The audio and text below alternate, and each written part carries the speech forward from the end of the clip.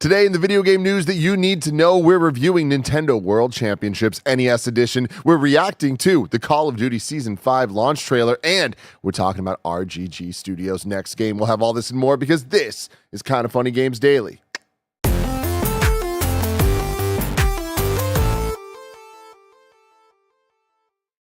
What's up, and welcome back to Kind of Funny Games Daily for Wednesday, July 17th, 2020. That was a little later than it normally is, right? Like, I don't know, was there any change there, Barrett, or am I just Absolutely not. No? You jumped the gun. You got excited. Wow, You just got excited. It was a Big lot news there, everybody. What's up? How are you doing, Andy? I'm doing great. I have this new sugar-free version of the Amber edition of Red Bull, strawberry and apricot. I'm endlessly fascinated with your ability to create new Mountain Dew flavors. Like, There's Red Bull. There's Red Bull. oh, well, whatever. All Red of Bull. these things, like any drink with a color name attached to it, you're there for. Well, so Red Bull does they have the green edition. They have the winter edition, the summer edition. I thought this was the summer edition. This is the amber edition. But they'll have like the winter one at one point was like, I don't know, fucking spearmint. It definitely wasn't that, but like, you know what I mean? They went along with the vibe. Pine cone. So Okay. that's just, Yeah. You ever Fucking eaten a pine cone before? flavored Red Bull. Okay. But yeah, every sort of quarter they have their new thing, and I'm happy that this is the sugar-free version because they always have like, here's the full sugar version of, and they don't even advertise it that way. It's just here's the new thing, Yeah. and I'll get it, but it's like I get extra jittery because of that sugar. But this one is this one's sugar-free too, Amber edition, strawberry and apricot or apricot. What do you go with? I go apricot. Apricot. That's not right. I say apricot. Okay. I say apricot for sure. Yeah. Okay.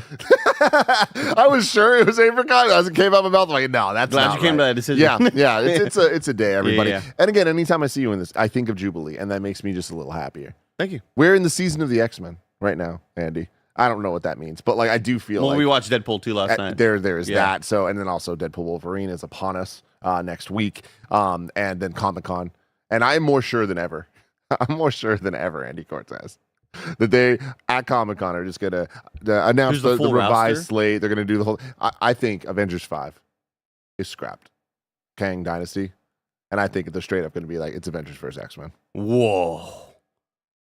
Oh, don't do Am I getting this. ahead of myself?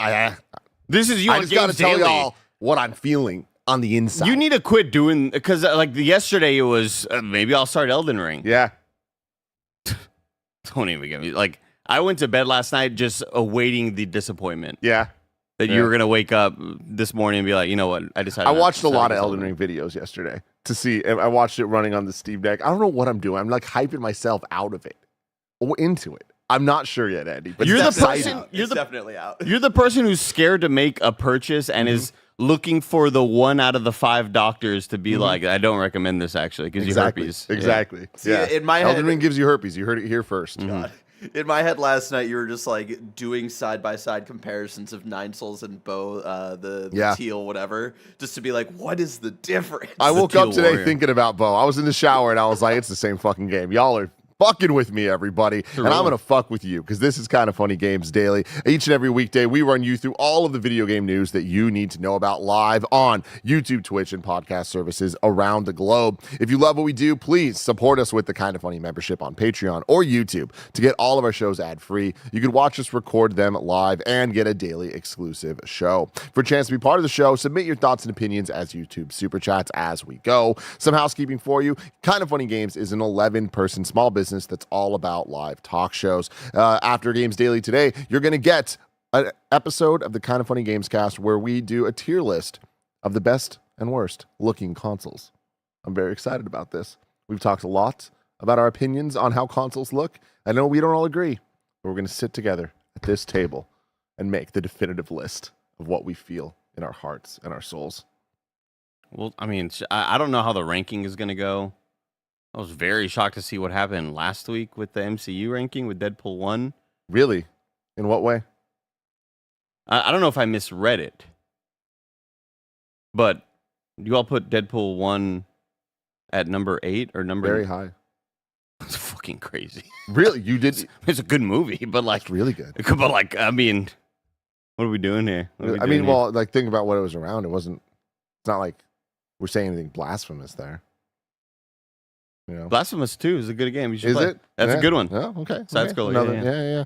And then after that, Mike and Greg are diving into more EA Sports College Football 25. And you can be part of their dynasty on YouTube and Twitch. If you're a Kind of Funny member, today's Gregway's Barrett talking about the Acolyte. The finale happened last night.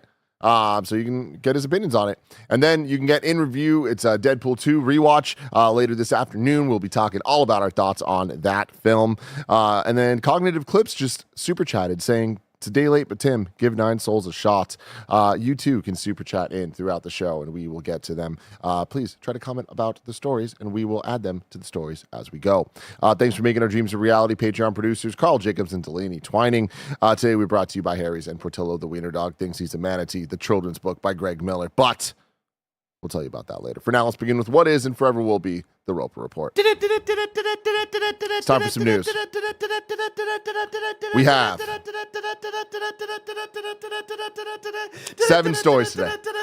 A baker's dozen. Story number 1. Nintendo World Championships NES Edition. The reviews are out, Andy Cortez. I have played it. But before I get to all of my thoughts, I want to let you know that currently the Metacritic is a 73. GameSpot Steve Watts gave it a 7 out of 10, saying Nintendo deserves and often rightly gets a lot of credit for the proliferation of esports and speedrunning, 2 competitive video game subcultures that have exploded in recent years. The Nintendo World Championships events were among the first high-profile publisher-led efforts at esports, and many of the best-known speedrunning records are based on classic NES games. It makes sense, then, that Nintendo would capitalize on its place in history with Nintendo World Championships NES Edition, a hybrid speedrunning tutorial and ongoing online competition for Nintendo Switch. While the tools are a bit bare bones for true speedrun enthusiasts, the presentation nicely preserves and illuminates the joy of racing to shave milliseconds off your best time. Michael McWhorter at Polygon says, what is on offer in Nintendo World Championships NES Edition is a delight. I don't think it'll make me any better at playing Nintendo's old 8-bit games, but the challenges it presents are cleverly and cleanly designed. The collection lets me approach a small bunch of familiar NES classics from a new perspective, reinforcing just how timeless some of Nintendo's earliest games are. Damn, why did I completely forget what this game was, Tim? I thought this was like a NES track and field game. Remember that game with the pad? I was about to ask you if it was like Super Sport Machin, one of our favorite party mode games. So it's actually very similar to that, but very different. But so as soon as the screen pops up, I'm like, oh, yeah, it's all of the IP. I kind of forgot about that. Yeah, so the premise of this is there's 13 classic NES games, all Nintendo published games. So we're getting all of the Marios, including Lost Levels. We're getting Metroid. We're getting Kid Icarus. We're getting Kirby's Adventure, Balloon Fights, Ice Climber, Zelda 1 and 2. And I think, I think that's all of the games. And you're playing through these little mini bite-sized challenges through each of the games. Each game has between 10 and 15-ish different challenges, about 150 total challenges. I guess some have a few less than that, but the challenges range from you're playing Mario 1 and it's how quickly can you get the first mushroom, and that is the easy Mario 1 challenge. As you get into the like more hard Mario 1 challenges, it'll be like beat the entire first level of Mario 1. Okay. Then the Master Challenge, which every game has one Master Challenge, is to beat the entirety of Super Mario Brothers 1. With no mimic tier. No summons, none of that. Yeah. Yeah. So then of course you play through the Mario ones, and I feel like most of us are very familiar with Mario. So it's like you can kind of be like, all right, cool, I can rush through these. But then some of these other games, like even Metroid, like I'm very familiar with Metroid. I've never beat Metroid 1. Me either. So it was kind of fun going through this and being like, all right, like some of the challenges are beat Kraid or beat Ridley, like the boss fights. And I'm like, this is kind of neat. I've never actually even seen what they look like and what they play like in the original NES edition of the game. So I feel like there was a couple surprises I didn't expect from playing through this game of just like, oh, I would have never even ever looked at Metroid NES. You know what I mean? Like right. that late into the game. I've played the beginning a million times. But what's cool about this, though, is the more that I played it, the more I started realizing that I liked the parts of it that I initially didn't like. So I thought, I was like, all right, I'm going to want to do all the Mario stuff, but I don't know that I'm going to want to play some of the more cumbersome games like an Ice Climber or a Balloon Fight. But as you start playing more and more, I was like, that completionist thing kind of kicks in. And they have a trophy system in this game that are little pins. So the collector's edition of the game actually comes with physical pins you can get that are kind of cool. Mike and Nick need to join you to get the extra pins, like in a multiplayer style sense? No, so that's like the Mario thing. 3D World. That's what. I appreciate that. I know you guys are always there for me with my sick kinks. But with this, it's I am planning on 100%ing this game, and I'm pretty close to it at this point. There's not too much actual content. How much time into the game are you? Probably 5 hours or so. Where would you put this on the Kind of Funny? So that's an excellent question. Yes, I would give Nintendo World Championships NES Edition a 6.5 on the Kind of Funny scale, and that number to me kind of has went up and down over the weekend in different ways. When I first started playing it, I was like, I'm probably leaning more towards a 6 on this. Then I hit a couple frustrating points, and I was like, this isn't fun. I don't know why they would design this way. I'm dropping down to a 5.5. But then something very interesting happened over the weekend, Andy. They turned on the multiplayer, which I thought I wasn't going to be interested in at all. Like, that's not my bag, not my thing. Competitive fire. So here's the deal. This game kind of opens up a lot when you are actually being ranked against other players. And so here's how it works. There's a speed run mode where you're just kind of going through each of the challenges, unlocking the next one. Like I said, about 150 challenges, and you get the pin, you get the trophy essentially if you get an A rank or higher on, and you're ranked from S rank down to like D or whatever. As you're playing through based on the different speed challenges of each level. They're all speed based, right? So I, at this point, want to say I'm like 95% complete with everything. I got A's on the majority of them. I think there's like 5 or 6 challenges that I haven't got it yet on. Like one of them is the Legend of Zelda 2 Adventures of Link Master Challenge. I'm like kind of intimidated by. Maybe that's not right. Maybe it's the Zelda 1 one. Anyways, there's a handful of them left. I'm like, I don't know about this. But after playing them over and over, you kind of get that itch to be like, I could do that faster. Yeah, of course. And all of a sudden, a silly challenge becomes this thing that you're just fixated on of like, all right, I can get that first mushroom a lot faster. So what a week ago started as this the thing that I was like, all right, I want to play all the easy ones to now get to the hard ones. Now is like I'm turning the easy one into like my life's mission to get the best score possible. But then you go into the World Championship mode, or I forget what the name of the other mode is. Actually, I should pull it up right now. But there's 2 other modes where it is essentially Super Sports Machin type stuff, where it combines a bunch of different challenges from all the different games together. So the World Championship mode, every week there's going to be a different set of 3 challenges that are picked by Nintendo from across all the different games that you play against other people's ghost data.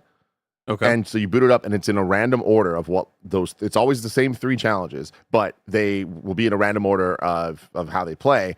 And it is an elimination type game where, I'm talking about the survival mode now, where you're playing through it and it's 8 players. And then you do the first challenge and then 4 people move on, 4 people are eliminated. Then the next challenge, the 2 move on to the finals and it's 1v1. What's cool about it is since it's the same 3 challenges over and over, just in different orders, you start getting really intricate and good and trying to shave off the milliseconds of this random challenge of Luigi and Mario 2, and then how fast can Link kill 4 Octoroks on this screen. And it starts getting very competitive with the other players, but really with yourself. And it made me appreciate the game so much more, because now it's not just, beat the thing to unlock the next thing. Now it's like, how much can I shave off and how pro can I get at these things? And it's really cool because every week they're going to change. I'm kind of incentivized to want to keep coming back and be able to see, because you can see the other players as you're playing, like all their different Does it get distracting enough, or is it? You can turn that off if you want as well. But then even you can turn it off and then play through, and if you lose, you can then watch the replay and see what they did. And so you're really learning a lot of like, going left actually saves you a ton of time. And it's just a lot of these little things that like add up to like, oh, wow, this game has something special going for it. I still, though, end at that 6.5 because I do think that it's a very bare bones product. And there's a couple baffling decisions. I want, Barrett, if you could bring up Jeff Grubb's tweet. Yeah, this is what I was going to ask. Like, what would get that score up higher? I think a wider selection of games Some of these are very, very similar when there's only 13 games and 4 of them are Mario. You know what I mean? Yeah, a lot of them just feel like skin. It's kind of, yeah. And like a lot of the challenges seem very, very similar. And then the biggest thing for me is customization and just like weird Nintendo decisions. So Jeff Grubb tweets, no leaderboards for NES Nintendo World Championships is the most infuriating decision Nintendo's made for a game in years. It never even occurred to me that this was possible, but I should have remembered it's Nintendo. Please get your head out of your ass. WNDs. It's so frustrating because they have brains from a different universe. I don't even get the point of the game anymore. For Nintendo, they think they made another fun party game that people will only see as a party game. My kids don't want a party game where they play old-ass games. And that is so true. This game is made for old-ass boomer motherfuckers, like myself at this point. But I struggle to see kids finding the fun in a lot of this. Like, I think that we are going to do a stream. We're going to have some fun. We're also going to have a lot of frustration. People are going to be fucking pissed. You got to be able to lean in and get what the game is. And it is about shaving off the little details and really understanding what each screen is asking you to do. But the fun versus frustration factor, I'm not sure it's really worth the $40 overall when it comes down to it. Like, this to me would have been an excellent Nintendo Switch Online offering. But yeah, for what it is here being an actual full product, I'm a little surprised at how little is actually there. Are they doing anything to modify the games at all, or is it just like this is the level from that game? We're not adding. You could, this one, there's extra enemies in this screen or whatever. This is not NES Remix. This is straight up. These are challenges straight from the game, which is cool. The only thing they do add is kind of like assists. So like you can see, like one of the challenges is beat Mario 1 as fast as you can. I've done that a million times, so I know where all the warp pipes are. They have like arrows pointing to like where you're supposed to go. Because again, it's trying to teach you how to do this fast. It's not trying to frustrate you where if you didn't know where the warps are in Mario 1, there's no way you're beating this game in under 10 minutes. You're beating it in an hour. You know what I mean? They don't want that. It's like they want to teach you like all the tricks so that you can like hone your skills on it. So yeah, they didn't change the game at all. And in some ways, that's pretty fucking weird because the amount of slowdown in Kirby's Adventure is like, I get that that's how it used to be. Things don't need to be like that, though. And especially if we're talking about speed runs and like speed challenges, it can just get very frustrating. And we'll see how hardcore people get about this stuff and then are like, oh, I can actually use this to my advantage and like push through or whatever. But that seems kind of incongruent with how Nintendo's placing this as more of a fun party game. I know we always kind of make fun of Nintendo for doing their WNDs. And a thing like that, Kirby having slowdown, is that just them saying, no, we want the experience as authentic as possible? Or do you think there's a part of them? Do you think they're having that discussion? Should we just kind of fix this thing to make it play like it would normally play? Because I remember when a lot of these sort of old classic games are coming out, that was almost seen as something that you would applaud. Oh, they kept in the slowdown. Yeah. From Mega Man games, having this many sprites on the screen. It's the same slowdown I experienced as a kid. But does that overall kind of hurt the experience more here? I mean, I think it does, especially in the sense of Kirby, where like have you played Kirby's Adventure? No. Would you believe, Andy, that like you know how Kirby he jumps and he he keeps jumping? How do you think that controls? Like how would you You're Kirby, you're trying to get from the left side of the screen to the right side of the screen. There's a big chasm between you. What would you do? You would jump, and then you would keep hitting jump to kind of do the more inflated jump. Yeah, you'd imagine that. Would you believe that actually you jump with the A button, and then you hit up? Ooh. Up. Yeah, because that's how that controls. I don't like that. Yeah. That's a different time, Tim. It was a very different time. But that's a different time that you're getting... The most challenges in the game, I think, are Kirby's Adventure. Oh, wow. And it's like, okay, that's a lot of choices, a lot of slowdown. There's a lot of opportunity for me to be like, okay. Not worth it. Not the best, you know? Okay. But when you're not playing them back to back to back and you're actually playing a random assortment of these challenges, it's kind of cool to be able to, all right, here's Mario, and now here's one Kirby one that's going to have the slowdown that we got to kind of like work our heads around. I can't wait for Friday when we do a stream. I want to see like what the vibes are overall, but I do think it's going to lead to more frustration than anything. I'm happy this game exists. I hope that it does well enough to get to a SNES edition and then hopefully a N64 edition, because I think that's really where some very cool things can happen. Because I think that one of the bigger things holding this back is it's a celebration of NES games in a lot of ways, but it's very limited in its selection of games. So while these are the classics, there's just a lot of things missing. One really cool thing that I liked, Barrett, the other image I sent you, is when you get to the master level of each game, it tries to help you to prepare yourself, because most of the challenges are like less than a minute. Okay. Some of them are like 2 to 3 minutes. The master ones are like upwards of 10 minutes potentially. And they give you these Nintendo Power style like strategy guide screens to kind of like get you ready to be able to do the challenge. And I'm like, oh, this is so up my alley. Like, I love this so much. I love this font that they've been using for many, many years now. It's such a great decision to use that font. Yeah. That's like probably my number one takeaway from this. Yeah. That's expert game journalism right there for me. There it is. Well, made my arm look really long. Binary Sense says, do we think they will add more NES games over time? Not a chance. This game is definitely complete. This is out. It's done. There's no leaderboards. It's so weird. What team works on this, Tim? That's a great question. I don't know. And you have to beat it to hit credits, and then that's my thing is like I don't know what beating this game looks like if I haven't done it already. Right. I'm going to settings. There's no credits option. Okay. Yeah. No one made this game. Oh, wow. That's what happened. It just kind of spawned. It just happened. Yeah. Oh, Nintendo. Yeah, that's interesting. But anyways, that's my thoughts on Nintendo World Championship. 6.5 out of 10. 6.5 out of 10. And I stand by it. Now, is there a chance that we're going to maybe play this game soon for some sort of kind of funny stream? I imagine it might be on Friday. A real ass gamer tournament. Real ass gamers would know. I feel like I'm at such an unfair advantage, but that still doesn't mean I'm going to win. You know what I mean? Oh, is it just because of the nature of the game? No, it's just I'm not. It's just Nick kind of talking to you. And also Nick talks a lot. But also Mike talking will. You left the door open, Slappy. Yeah. I know what you mean. Story number 2. Call of Duty Season 5 has a launch trailer. You want to watch it, Andy? Yes, absolutely. Let's watch it.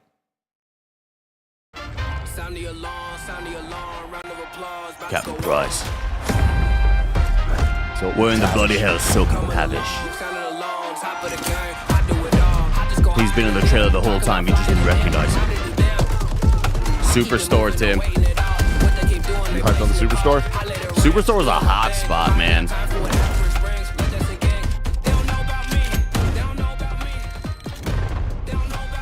I'm blanking on whether Superstore was one of the POIs from Verdansk or not. What the Mommy! You can play as Mommy? This is why Greg was saying this. They were teasing this, yeah. Greg was saying, like, I'm ready to join y'all in Call of Duty when this... Whoa, that skin looked awesome. That little color skin. The comic book looking one. Cell ship.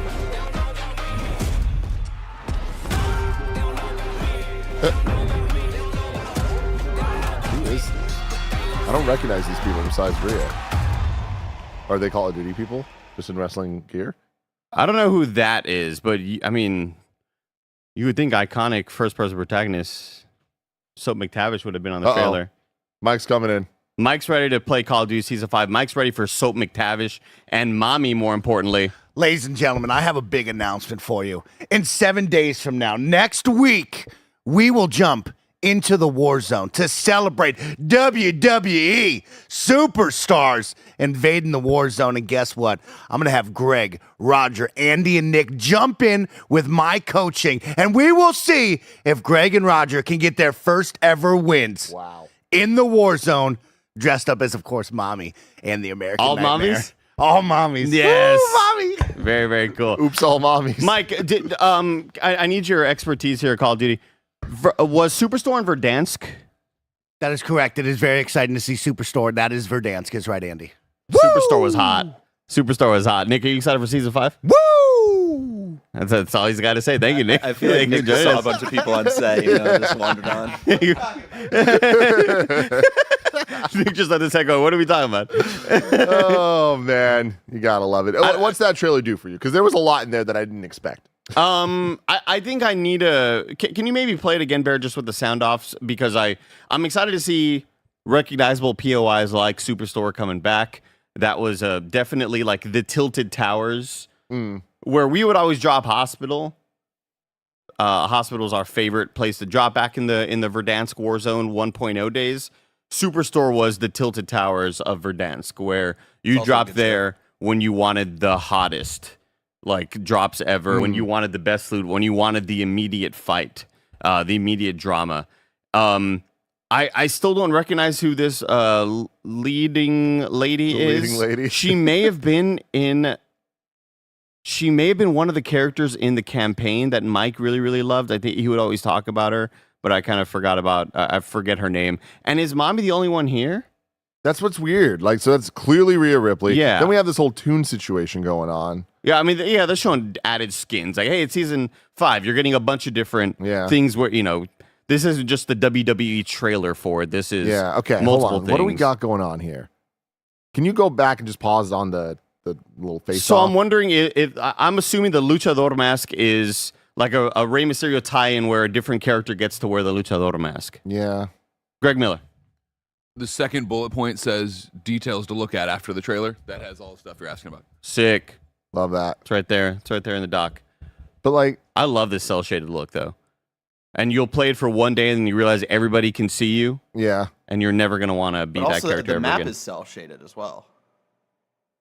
Because it's Toonland It's or an whatever MP it's map called. variant Cell ship. Cell ship. Yeah, so we played on a multiplayer map last season where we played, it was in Favela, I believe was the name of the map.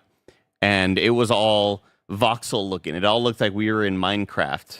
When you would shoot an enemy teammate, like all the characters looked different. We weren't these normal Call of Duty players in a sort of like crazy video game 8-bit looking world. We were all like voxeled as well. So when you would shoot an enemy player, they would explode into like little polygons and stuff like that. Cool.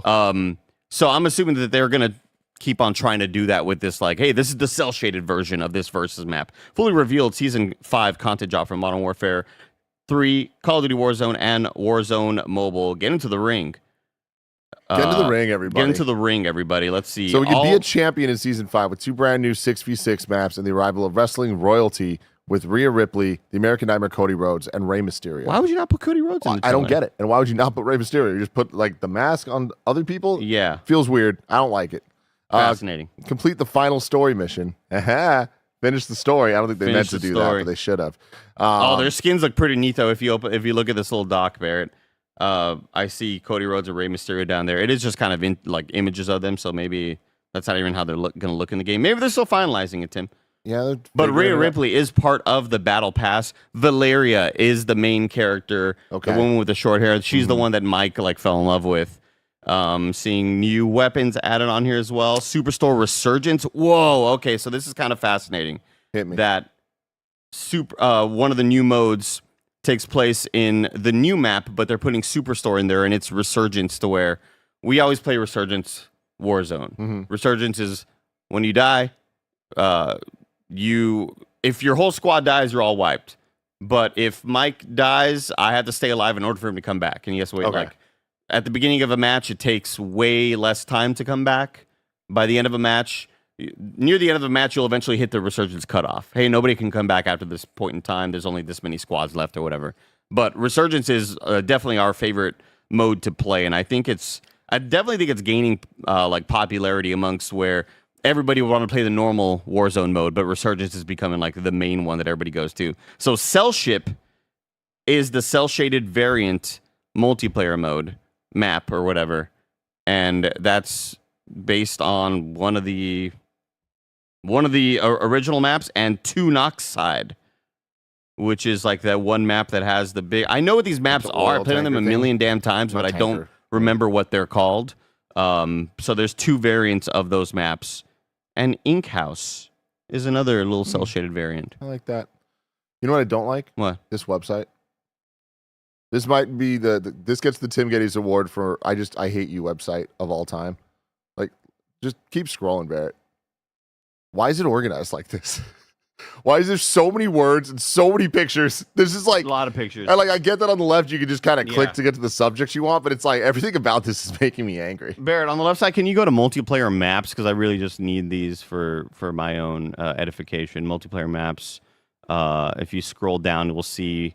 So keep on going down because I want to see what like the main yard is. A new multiplayer map. Here are the variants. So this is a variant based on shipment, and it's called Cell Ship. Shipment is a very popular map that it's just constant. You basically go to these maps to level up your guns. Okay. You know that you're going to go in there. It's going to take forever to try to level up the weapons you want to use in Warzone if you're playing Warzone. You go into here, you get that XP much faster, level them up, then you can hop into the Warzone. To Knockside is a version of Rust, and that's always the map name I can never remember because I have a terrible memory. And another version of Stash House, and this is called Ink House. I mean, the whole cell-shaded thing is kind of less interesting to me than the overall like video game voxel map that we played last season was. But I'm glad they're trying new things. I don't know. So people in chat, I was reading, and remember a couple months ago when the Ninja Turtles came to Fortnite, and I got excited, and I bought my first Fortnite characters, and I haven't played since. Of course. And I was like blown the fuck away at the prices, and I was like, you're fucking with me. There's no way this is real. I have that video still somewhere. I never posted it. Like I couldn't believe it. Of Tim being like, "How? Okay, so this is for the battle pass." Like it was just like it was insane watching him. I couldn't experience believe what this. V-Bucks translate to. Yeah. But the people in the chat are kicking a hornet's nest in some ways, being like, wait, so we're mad at Concord being $40, but these skins are going to be $20 or $30, and they don't even like go to the next season. They don't go to the next season. Call of Duty isn't just like a persistent thing that you're just like adding to. I don't know about that. I thought the skins transfer. Well, it's not the season they're talking about. It's like the new game. Okay, so Yeah, they do 'cause go to Black the next Ops season of 6. Warzone, but they don't go to like Call of Duty. They won't go to Modern Black Warfare Ops 7. 6. Okay. Yeah. Huh. Kind of crazy. Yeah. Lanky Dragoon says it won't go to Warzone 3, probably. Is that Warzone right? 3? Yeah, because we're on 2 right now, right? Yeah. We're on Warzone 2? Are we on Chess 2? Well, no, we're on Warzone 3 right now, I thought, because they had... The second Warzone was the one that was for Black Ops 2. It was like in a kind of jungle-ish area. Man, dude, I swear to God, my memory's always bad. I always talk about this. But Pandemic really fucked my brain with what Warzones were out in certain periods. And I try to like relate it to when my interest started dropping off.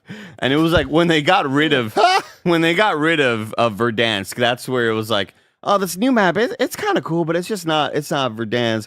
And then they did the jungle version one. Calvin Perez says that was Warzone 1, but it had a second map.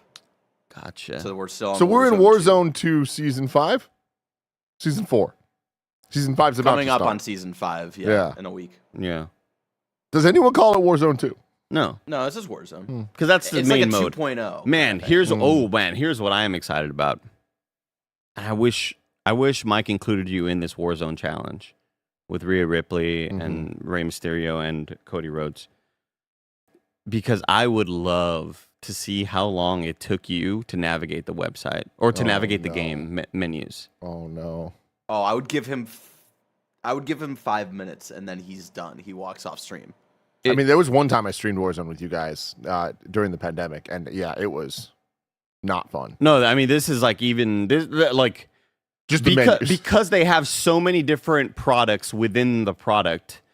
It's one of those things where if you're used to playing Fortnite, you know where to look for stuff. If you're not used to playing Fortnite, you hop in there. It's like, where am I supposed to go? And it's very It looks similar like the website. very similar feeling to Warzone. When you hop in, it's like, I downloaded this to play Warzone with my friends, but I'm seeing zombies, multiplayer, resurgence quads, ranked trio. I have to go to the Warzone tab in order to see the war. Like it's wild navigating that game. And somebody who's played as much as I have to still always be confused as to where to look.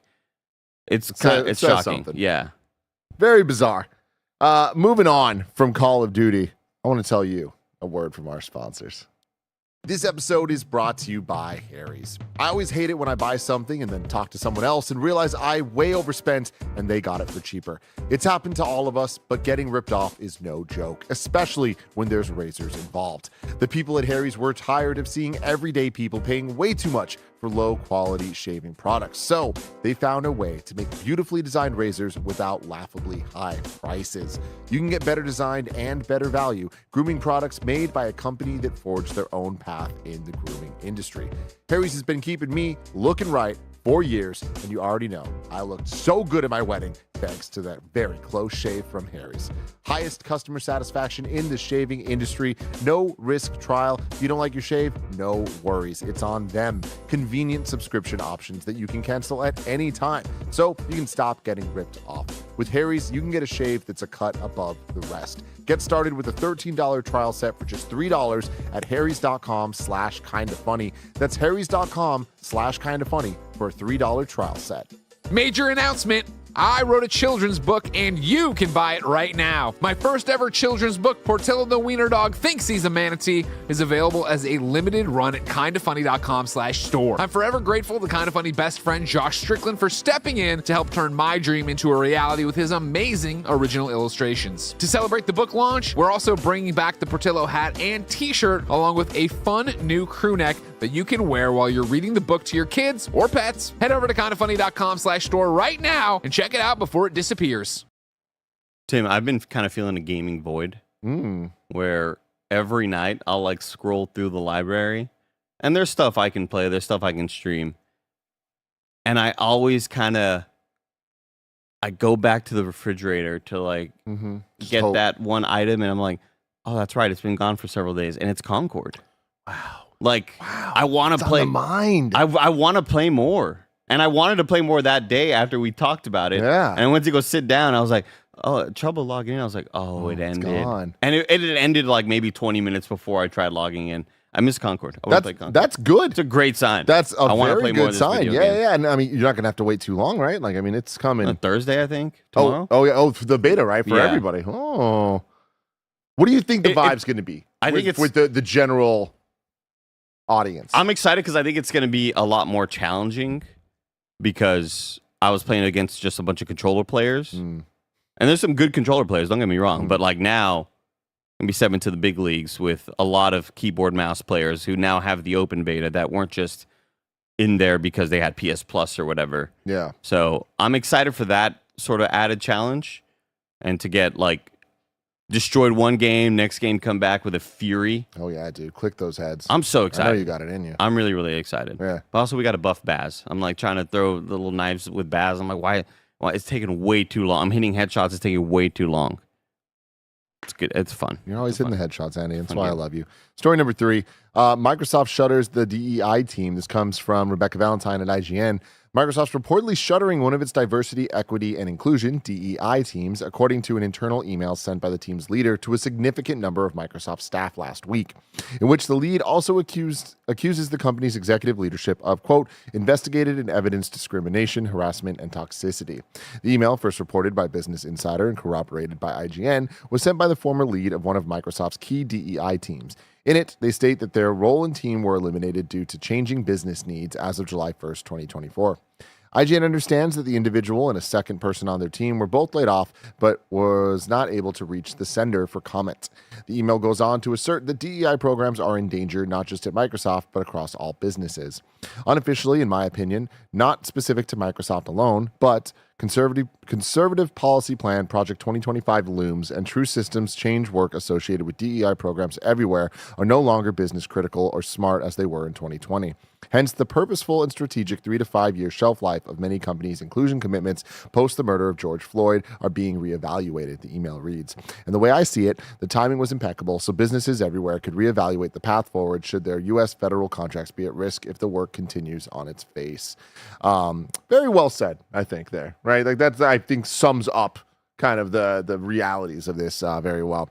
The email goes on to praise the work of DEI teams at Microsoft, saying that impossible mountains were moved during their tenure and celebrating the brilliant, ethical, and world-class strategist at the company, helping to make the world a better place. However, they also accuse executive leadership of, again, investigated and evidenced discrimination, harassment, toxicity directed toward them during their time at the company. In a statement shared with Business Wire and since shared with IGN, spokesperson Jeff Jones says, "Our D&I commitments remain unchanged. Our focus on diversity and inclusion is unwavering, and we're holding firm on our expectations, prioritizing accountability, and continuing to focus on this work." Microsoft's just one of numerous tech and gaming companies that made major commitments to diversity, equity, and inclusion programs in the last 4 years, particularly in the wake of the 2020 murder of George Floyd and the summer of Black Lives Matter protests that followed. Microsoft, in particular, unveiled a racial equality initiative pledging to increase representation, invest an additional $150 million in diversity and inclusion, and double the number of Black and African American leaders in its U.S. divisions by 2025. However, in the years since, a number of tech companies such as Google and Meta have begun to make significant cuts to the DEI programs they launched in 2020. Earlier this year, Microsoft laid off 1,900 staff from its video game divisions. We know about that. I'm not shocked by this. Yeah. I'm not shocked that companies are continuing to shave off wherever they see fit. It's unfortunate, obviously, but I hope that these people are able to just find positions at the company that allow them to just be their, be leaders in whatever departments that they sort of see fit.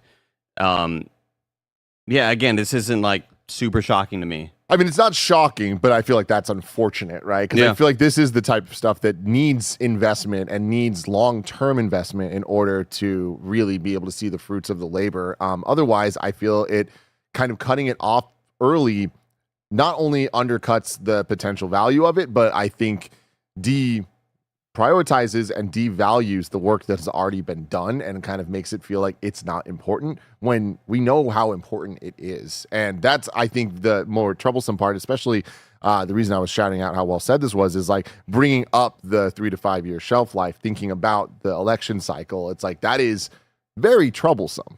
Yeah. I think when you talk about how it deprioritizes, it feels like the workers deprioritized already. So like this just kind of feels like the inevitable added to the chopping block where like, yeah, they are cutting this program, which I think is extremely important to a lot of businesses, but they're also just cutting lots of people left and right as well anyway. Yeah. So like it's such a bummer, especially after the last year and a half, 2 years of us just constantly reporting on, or, people like Rebecca Valentine constantly reporting on tons of layoffs across the industry. And I am not surprised, but I'm very disappointed, of course. Like, yeah. It's inevitable that a program like this would get cut when not even people that have been part of these companies for years and years and years and years are getting cut as well. Like you hear stories about the 15-year veteran at whatever studio getting cut. It's like, damn, it's really that ruthless out here. Yeah. So it just seems like, whatever's going to get that number to go up for the investors. And then maybe we'll see another round of some sort of program or initiative in the future once the investors have already kind of thrown their money towards the company. But I don't know, man. It's pretty discouraging. Oh, for sure. Danny Hibicki in the chat says, it feels like they stopped pretending to care and it sucks majorly. That's a great way to put it too. It's like it's like the end of Pride Month, taking the rainbows off your logo and stuff like that. It's a performative thing that, like, what really sucks about this is like, this is this is real stuff. Like, jobs were made for this, systems were made for this to kind of better products, better people's lives, and all, like, just workplace, like all of it. And we've seen this in so many different places, and like I think it's very worrisome that this article goes out of its way to address that, like, yeah, this is happening at Microsoft. It's going to happen in a lot of other places too. And like, that is incredibly troubling, I think. And that this is the type of stuff that at this point in where we're at in the culture wars, could not happen at a worse time. Oh yeah. The absolute worst time. So it's like, it's just very, very unfortunate. And I hate this. Yeah. Like, I don't have much more to say that I really, really don't like this. Moving on to story number 4. There's yet another free update to No Man's Sky. Let's take a look at Worlds Part 1. Let's watch the trailer here. 0.0. A complete refresh of the universe. With new technology, new flora and fauna, and new gameplay. I need to just get off my butt and play this game again. Planet variety is far beyond what was possible before. It's crazy.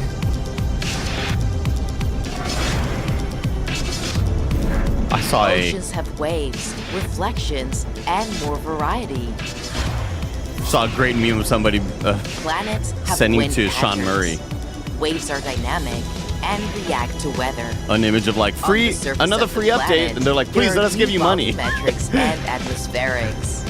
That's crazy. I mean, again, I'll show that because I think either Sean Murray posted it He himself retweeted it, or yeah. Cloud tweeted it, tech yeah. that's allows so funny. detailed And clouds and can you weather turn up the audio on conditions. this? Thank you. God, this looks rad.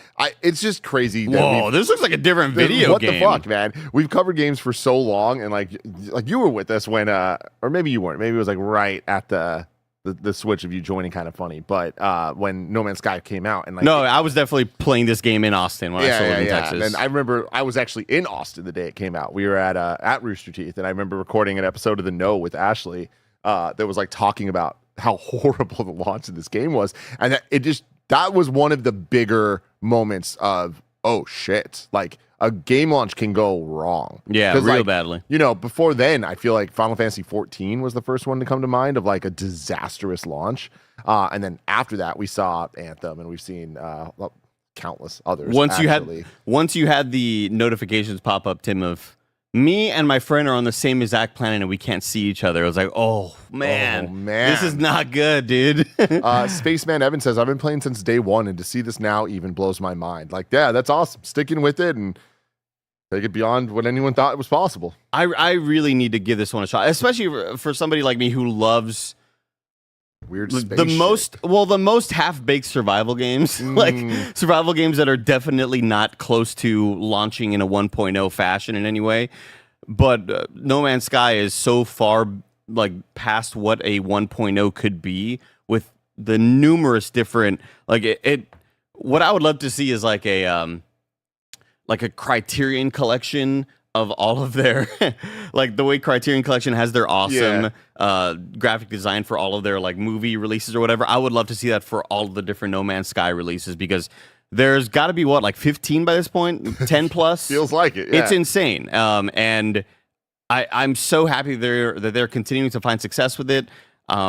In fact, you know what, Tim? I'm gonna buy it right now on Steam. It's buying it right now, I'm buying it everybody. right now on Steam. Put my money where my mouth is. The sky is no longer no one's. It's Yeah. Andy Cortez's. I'm doing it right now. Mike, get ready for us a No Man's Sky stream, okay? I love the idea of you guys getting so into No Man's Sky in 2024. That's Dude, I awesome. mean, I played the shit out of it when it came out, and I knew it was very half-baked and incomplete, and I still had so much fun with it. Same. But that was also one of those kind of games that I didn't really know what I was getting into because I hadn't played a whole lot of survival crafting you're a games pro now. before, and now we're into it. No Man's Sky helps me get my foot in the door at IGN because that was like one of the clips I sent into Destin and his team to show that I could do gameplay clips. And I got stuck in this huge hole, Andy, on a planet, and I had to figure out like with the tools that I had how to like get out of there and shit. And then the other clip was Look, me this kid's kicking got what ass. it takes. Yeah. And the other clip was me kicking ass in Rocket League. So. Hell yeah. Oh, sick. There we go. You're doing them jumps and them boost jumps. Yeah. My nephew's so good at Rocket League. It's crazy. I love that. Good for him. Like, I didn't know people like. I didn't know. It's one of those things where like the first time you see, like somebody dunk in real life, you're like, oh, like this isn't just for NBA players. Yeah. And when I was seeing my nephew do those crazy moves, I'm like, oh shit, shit. it's not just like the It's pros Twitch that can do streamers, this. yeah. We got a couple super chats here. We got Benny B. Good saying, did y'all see the Deadpool Xbox? Or are you going to talk about it on Gamescast today? I love you all and the great work you do. Greg sucks. Man, yeah, it's have you seen this? No, I have not. We might need to pull it up later in Wii News. There's a Deadpool Xbox controller, and it's what you'd expect. Oh, it's what you'd lovely. expect. Suddy Drop D says, Tim, do I buy an LG G4 or Sony A95L, or do I do a mic and go Samsung? Don't do the mic, please. The real honest answer is if you're in the market for one of those two TVs, are you leaning more towards gaming or are you leaning more towards movies? If you're going gaming, go LG. If you're going movies, go Sony. Honestly, though, you're not going to go wrong with either of them. They're both fantastic TVs that do both movies and games great. It's just LG kind of gets the edge on the gaming front, and Sony specifically with some of the shutter and frame rate stuff of it plays 24 frames per second movies a lot better, but you're not going to go wrong. I'll tell you what, I'm really close to replacing that monitor you gave me years and years ago. Yeah. I'm getting close to it. I still have that ultra wide. Yeah. I have my Alienware OLED for gaming, and I love it to hell. And it's just like I still swear by that thing every damn day.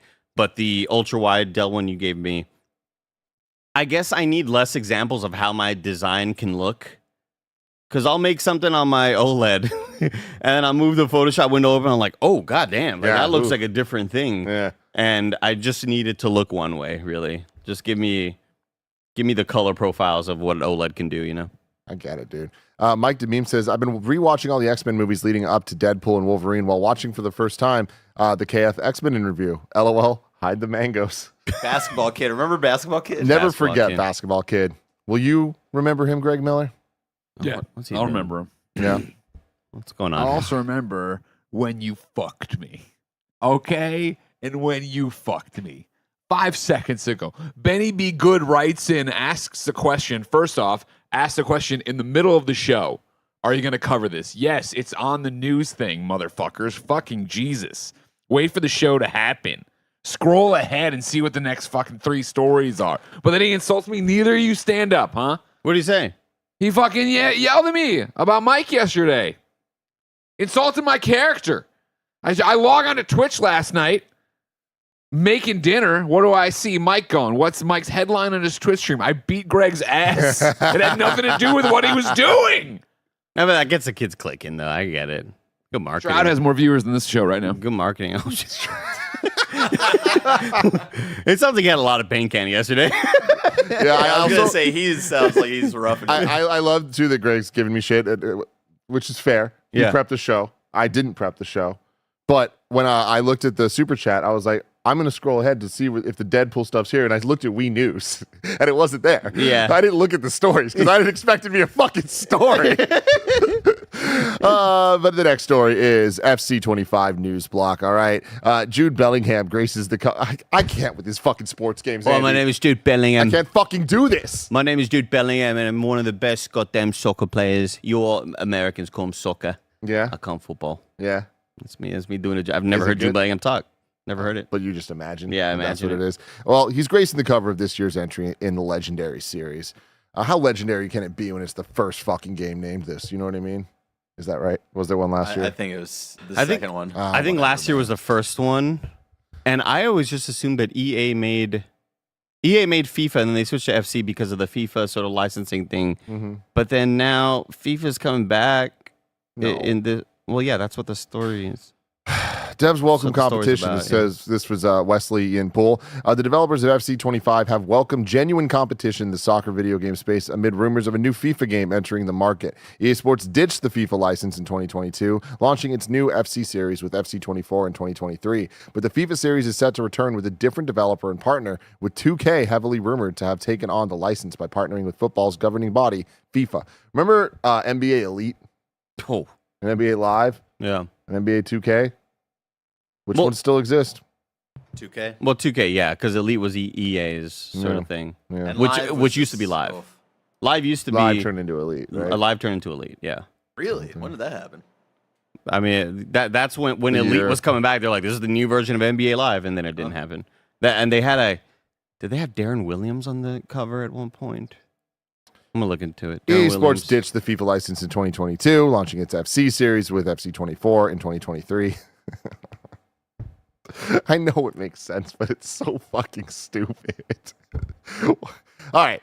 In May, FIFA president Gianna Infantino confirmed a new FIFA game was in the works, saying, "We will develop a new e-game because the football simulation game is called FIFA." What the fuck is an e-game? Like an Andy, I'm e-girl- over this Like an story. e-girl. I don't like this story at all. 2K, owned by Take-Two, already makes a number of successful annualized sports games, including its NBA 2K series. FIFA then may relaunch under this banner titled FIFA 2K. FIFA 2. Okay. So it would be FIFA 2K versus EA's FC. Formerly FIFA. Yes. Man, So- they're like they're imagine the monetization. They're so excited right now. Yeah, we welcome competition, he said. I think it's good for everyone to see what other football simulation engines can do. Absolutely. What I can tell you is that creating a deep simulation experience, like a football simulation experience, takes a long time. It takes many, many years of polishing and balancing. We literally every year check in thousands of changes based on community feedback and improvements that we want to make to the game. All that just doesn't appear from scratch. You need to build it over the years. So what we've done over the last 15, 20 years for us, we're very happy with our game and we'll continue. You want to know something fucking crazy? Let me know. I was hanging out last weekend with Hunter and Alexis. We had dinner.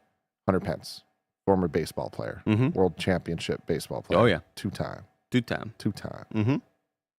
And he was telling me that they all play the show, MLB The Show. Okay. And he was like, legitimately, we can use it to like train. When we're like for matchups and stuff and the way that different pitchers pitch, like legitimately, it will make our game better, our real game, if we like practice in the game first. And he's like, a lot of the younger players these days that are rising up are like they're literally using MLB The Show to like train to play professional baseball. And I just think that's really freaking cool. Yeah, we talked about it before. I've mentioned it because I was listening to an episode of the podcast Probably Tori Finds Out, PTFO, on the Meadowlark Media Network. Great podcast about just a bunch of random topics, but this one was about how in the UK and generally just kind of around Europe, if you aren't a player of EA Football Manager, EA Sports Football Manager, which is like you create a soccer GM and you're kind of like creating a team and like you basically need that on your resume in order to be considered. So wild because of how cool, man. Because of how hardcore it is and how authentic the simulation and the sort of feel of everything is. I think that's really damn neat. But like, yeah, it's wild. It was insane listening to this because I thought it was going to be just a one-off where, oh, these two players or these two GMs or whatever do Football Manager, but like you need to have this game in your resume in order to essentially be considered for a lot of jobs. Pretty cool. Very cool. Very, very cool. Story number 6, Warhammer 40K Space Marine 2 team responds to leak. Oh, it's not EA Football Manager, it's just Football Manager. My apologies. This is from Vicky Blake at GamesIndustry.biz. Saber Interactive and Focus Entertainment say it's disheartening that a pirated copy of an unfinished build of Warhammer 40K Space Marine 2 is circulating online. In a joint statement, the company said they were touched by the overwhelming support they'd received and asked fans to avoid this unfinished build and to not spoil the game for those excited to experiencing it. According to the development team, the build circulating is almost a year old and not representative of the completed game's quality. Our team have poured years of hard work, passion, and dedication into creating a game worthy of your hopes and expectations, and it's disheartening that many of the surprises we worked to keep secret were spoiled. We're saddened that this build, which will be almost a year old by the time we launch, is how some of our most eager fans will first experience Space Marine 2. Our unwavering commitment's been to deliver the best possible game for our players. This was the driving force behind our decision to spend more time on development and ensure we deliver the best experience that we can. We're asking everyone to avoid this unfinished build and to not spoil the game for those excited to experience it for the first time at launch, the statement concludes. Space Marine 2 will release on September 9th, and the best way to support our team's hard work is to play the game as they've always intended. The statement signed by our developer, Saber Interactive, and publisher, Focus Entertainment. Don't be a dick. Don't be a dick, man. Yeah. God, this sucks. I hate shit like that. Yeah. Especially when it's like when there's spoilers at play. It's just like these people that just want to like get in there, just ruin it for others. Don't do that. And a build that old as well. Like Yeah. a year, like so much happens in the final year of development on a project that massive. Yeah. Story number 7, you can win a Deadpool controller with butt cheeks. This is from Xbox Marketing. There is a trailer that we can check out because if you have to imagine, Andy, like what could this possibly look like? How do you add butt cheeks to a controller?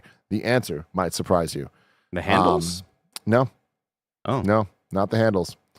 The back. It looks like Just Deadpool, the back though. of the controller. Yeah. Make those back battles, you know what I mean? Yeah, dude. Just tapping that thing. Modeled after Deadpool's much discussed, perfectly rounded tush, the Deadpool design controller is available for one lucky fan. Xbox, stop this shit. Oh, I thought you were talking to your Kinect. What the fuck are we doing here? What the fuck are we doing here on a prestigious video game news commentary show? We're, for the upteenth time, talking about Xbox doing this fun marketing thing. Let's spend 5 minutes time. Greg Miller's going to come in here and give me shit about not talking about it correctly. All this shit. All for what? For one fucking person to get this thing? One person, Andy. That does suck, yeah. What the hell? That's really unfortunate. Like, I don't know what the answer is, because I understand we don't need a lot of Deadpool butt controllers out in the world. I also don't really get what's going on over at Xbox. Something about Xbox controllers, it's a drug front. There has to be somebody making money in some illegal way, because why are there so many fucking Xbox controllers, Andy? Ray Narvaez is out in Austin. He's the leader of it all. He's just drowning in them, man. Yeah. I don't know. I don't like it. I'll be Yeah, honest here with we you. I go. had no idea what you were mad at until you mentioned the one winner. I was like, oh, okay, that makes sense. Yeah. But like, they keep doing this shit. Yeah. It was the one X-Men one, the one bluey one. It's like, all right, cool. Here's a cool JPEG for you to look at. Yeah. We made a whole trailer showing off these fucking buns. Are they hard plastic, do you wonder? Or like, is there a smush to it? Does it feel like a mouse pad? I hope it's a smush. The appropriately named button mouse cheeky pads? controller channels Deadpool's buns of steel in its firm yet surprisingly comfortable grip. Designed by the Merc with the Mouth himself. It also comes, this is all just a bunch of fucking marketing bullshit. Yeah. You should be better than this. Buns of steel implies, I think, it's probably just hard plastic, Andy. Yeah. That makes sense. Yeah. Tim, I mean, that dumper is pretty large. It is large. It's very, very large. But Andy, if I wanted to know about some small stuff, the smallest news I could possibly freaking think about, where would I look? You'd go to our Last Story of the Wii News channel, where we cover all the small news items you need to know about. Story number 1, Pluggy Squire is still coming this year. Oh! They tweeted a new look at the game and added, "We know that you're waiting for a release date, but don't worry, we'll have a date to share soon." That's very exciting. Emio, the Smiling Man Famicom Detective Club launches on August 29th on Nintendo Switch. This is crazy. Spooky one, right? This is the spooky game. This is the first. We're all like, what the hell is this shit? I did not expect it to be a Famicom Detective Club game. The first new one in like 30 years. I don't even know what the hell that is, Tim. Just old NES, Famicom franchise of like spooky detective shit. So, kind of cool. Season 2 of Suicide Squad Kill the Justice League arrives on July 25th. It's called Season of Frozen Hearts and stars Mrs. Freeze. Great. Mrs. fucking Freeze? Mrs. Freeze, because, the whole point of that story isn't that, he's Mr. Freeze because she's dying or dead. Or that he has to let her go because she's got like... No, his legal name is Freeze, Barrett, okay? Her fucking surname was Jenkins. She wanted the hyphenated Jenkins Freeze last name, okay? Jenkins Freeze, everybody. It makes sense. I'm surprised. Honestly, shout out to Suicide Squad. I didn't think y'all would get to season 2. Yeah? Yeah. Round of applause. Suicide Squad Kill the Justice League, making it to season 2, where we all get to play against the iconic Mrs. Freeze. Jordan Midler at VGC reports the next game from Like a Dragon Studio, Ryuga Gotoku, will be revealed at the Tokyo Game Show 2024. According to a recent live stream for the studio, its next title will be revealed in September at TGS. No further information is known about the game or which franchise the game will be from.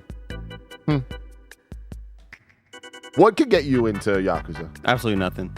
Okay. We got some more super chats, everybody. Make That's it like for 7 Wii hours News. long. Oh, yeah? 7, 8 hours long. Yeah. I get that. We got... I'll watch Ray play him. Yeah. Shout out to Rayman. Mhm. He's been doing Rayman. Phil McMillan says, Tim, can you please remind us of your personal favorite Joy-Cons? What do you prefer and love to use for your Switch? Yes, I can. The MOBA pad. I think they're called the HD6s. I have them right now. Been using them. Once I put these things on my Switch, I haven't taken them off. I freaking love them. They're awesome. We got some real nice clicky clickies. You hear that? It's like keyboard clicks. I like it a lot.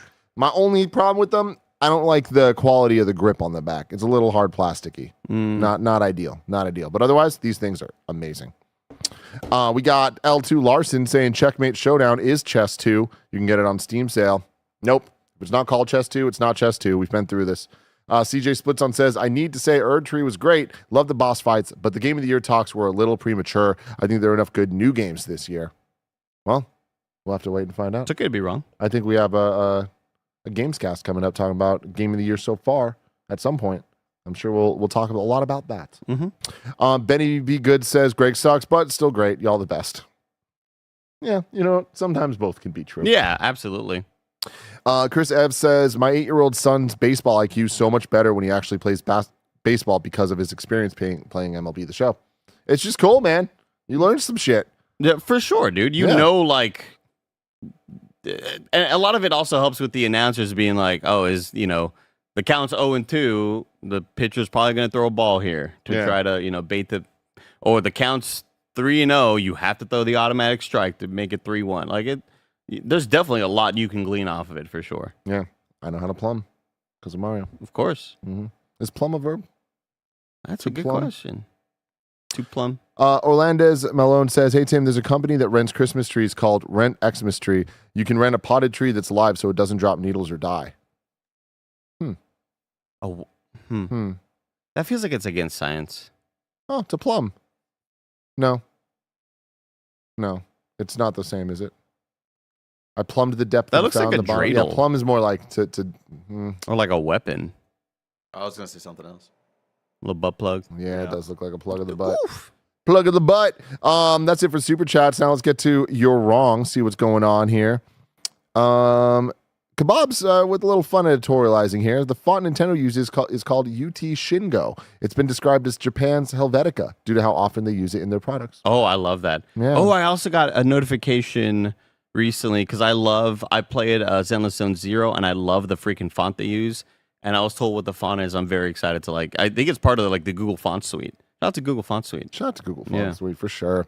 And then Bander SN says NBA Elite was an NBA Live mobile only spinoff after NBA Live took a hiatus in 2010. NBA Live returned in 2014. Elite was never the core console game name. That's not true. Elite was planning to be the next thing, and they canceled it mid-development. Elite was the game that Greg.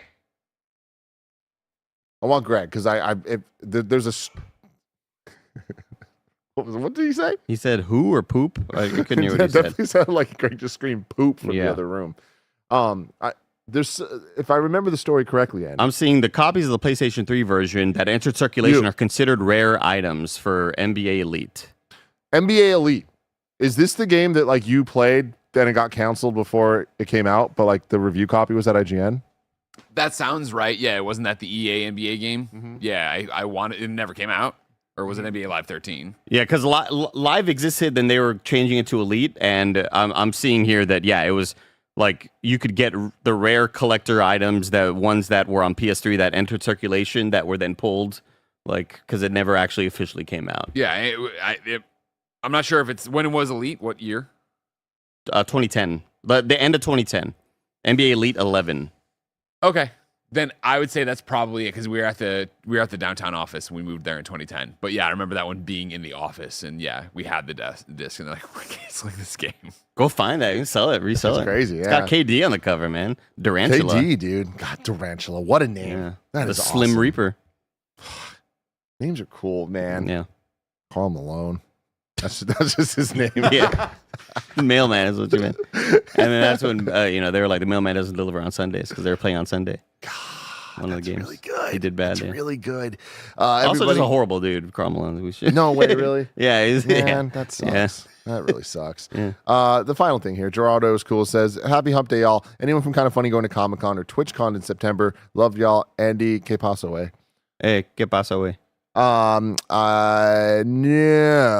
I don't think. I really want to. In fact, this is my pitch right now. Hey, give him one. Hey there, brands. Do you have a cool keyboard you want me to sell? I used to work at Best Buy for 7 years. I could sell your keyboard. I could sell your cool monitor, the OLED gaming thing you've been trying to sell, 240 hertz, 360 hertz, whatever sort of hertz you're feeling. All I know is that I'll be really hertz if I don't get sent to PAX West. And I can do that with you. You and me, brand, we collab. Let's do it. PAX West 2024. 25? Andy, I love you so much. I love that there's been no less than 5 times today where I've said something on the show and you just clearly weren't listening at all. Well, PAX this was West about not Capcom. mentioned. Yeah. Okay, you're just adding your own. No. your Yeah, own for phrase. sure. Okay, for sure. Because TwitchCon is one that I want to go to, but that's not one that you get sent to. It's only if you're the biggest streamers, you get paid to be there for autograph sessions and stuff. PAX is one that I've been wanting to go to. That me and Mike are trying to finagle our way into. Get in there. Hey, Razer, raise it up. Logitech. Raise the roof, everybody. Logitech, I bought about 7 of your mice. Goddamn, that's worth at least a flight. 100%. Nick will be at Comic-Con. I don't know the official details on that, but he will be at Comic-Con. I'm sure he's going to do some comedy stuff, and maybe, just maybe, he's hosting some panels. but keep your ears tuned, peeled, all of that shit. For that. Man, the reunion with Henry Winkler? That would be That was awesome. Kansas City Comic-Con. We can only hope. That would be awesome. We can only hope. Did you ever finish Barry? Never started Barry. Oh. Yeah. You and G would love Barry. G watched Barry. I was just, man. yeah. I'm a bad person, everybody. Let me know in the comments below how bad of a person I am and how good of a person Andy Cortez is. And speaking of Andy Cortez, we're going to stay right here. We're going to do the Kind of Funny Games cast where we're going to rank all the different looks of video game consoles. I'm sure it's going to be a fun conversation. And we'll also talk about what we're playing. There's going to be a whole bunch of different stuff. It's going to be great, y'all. Hang out with us. If you're on YouTube, you need to jump over to a different video. If you're on Twitch, you can just stay right here. Thank you. You're looking good today, and I appreciate that about you. But until next time, I love you all. Goodbye.